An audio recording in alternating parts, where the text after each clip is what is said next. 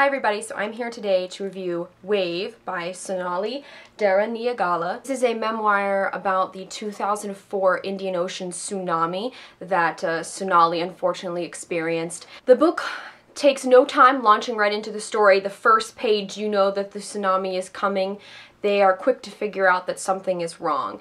The devastating thing about what happened to Sonali is that she lost her husband, her 2 kids, and her parents to this tsunami. So it completely devastated and changed her life, and you follow her heartbreaking, very real story of how she managed to survive the tsunami and how she is still trying to cope with it up till the year 2012, as this book was published in 2013. Besides learning of the events that took place during the tsunami and some of, her personal details, how exactly she survived, what happened to her directly after, we also learn about her family, especially her husband and her 2 kids. She talks about them a lot because this book, I sort of get the impression, started out as a coping mechanism to write down her thoughts about what happened so she could really grasp the events that took place, because imagine a gigantic wave coming at you and it coming fast, pulls you apart from your family, and you never see them alive again.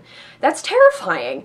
And so to be able to wrap your mind around something like that, it takes a novel and getting all your thoughts down to be able to really understand it. And that is very evident in this story. The beginning is, like I mentioned, starts right off with the tsunami. It's very choppy, which might be for a particular reason. I wasn't a big fan of that style at that point, but it fits because everything is very disorienting and you see her pain and her shock. Even a few years later, you can sort of understand how these events must be so muddled in her brain because all of these things were happening so quickly. The adrenaline, this huge monstrous wave rushing in, and the only reason she survived was because she happened to be able to cling onto a branch. As the novel progresses, her writing gets a little more fluid, less choppy, as she is in this rough period of coming to terms with the fact that her family is dead. She contemplates suicide continually for quite a while during that part, and then it slowly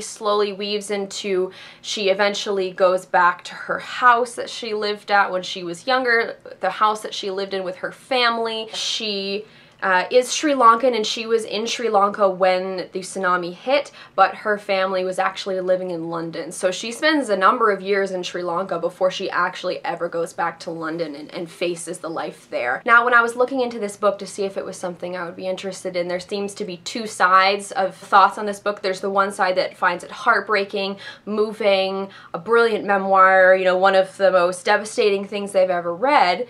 And I agree with that to a certain point, but there was also another camp of people who said that it was very hard to sympathize with her, and I was trying to understand where that came from when reading this book.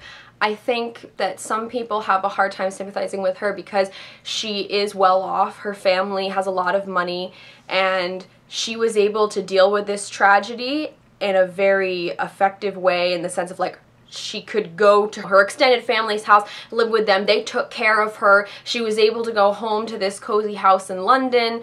She still travels a fair amount. She's a professor, so she has money. And I think maybe other people felt like, well, what about all of the other thousands of people, hundreds and hundreds of thousands of people that lost family members or suffered from this? This is just one point of view of a privileged individual who was on vacation and the wave hit. That's not quite what I think. I'm sort of found myself somewhere in the middle. I can't even imagine what I would do if this had happened to me, and no one can know until it happens. So you can't judge her on that. You can't judge the fact of how exactly she behaved right after. And I mean, this book is nitty-gritty. She does not hold back.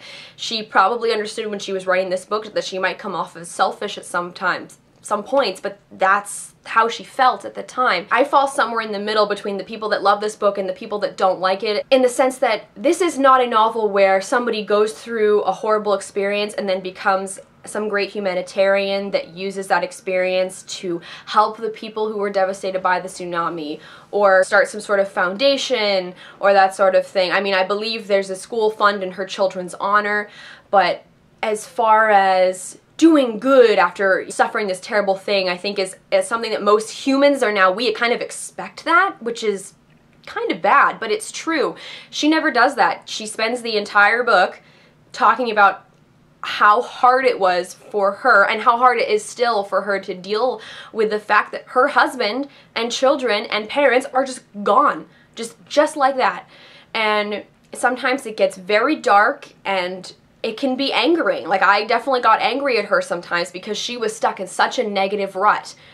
But at the same time, I can't blame her because I don't know how I would act if I were in that situation. She is kind of selfish, and we have to understand why, and it's hard for somebody who hasn't experienced that. But this memoir does give you a better idea of why that is. So that's why I ended up giving the book 3 stars, because there were certain points of the story that I found moving and I really enjoyed reading about, but there were other points where I felt like it could have been written better, or I wanted a little bit more in terms of her thanking people, acknowledging the people that helped her. I mean, there's some acknowledgments in the back, things like that, but people don't read those. The book ends on a slightly happier note, but it is by no means solved. I mean, this is something that she is going to have to live with for the rest of her life. If you're looking for something that is uplifting, this is definitely not it, but if you're looking to understand how someone truly feels after a tragedy, then this is your book. So if you guys have read Wave, let me know what your thoughts were down below. If you have any questions about the novel, definitely leave those down below as well. As always, all of our links are in the doobly-doo. Thank you guys very much for watching, and I'll see you later.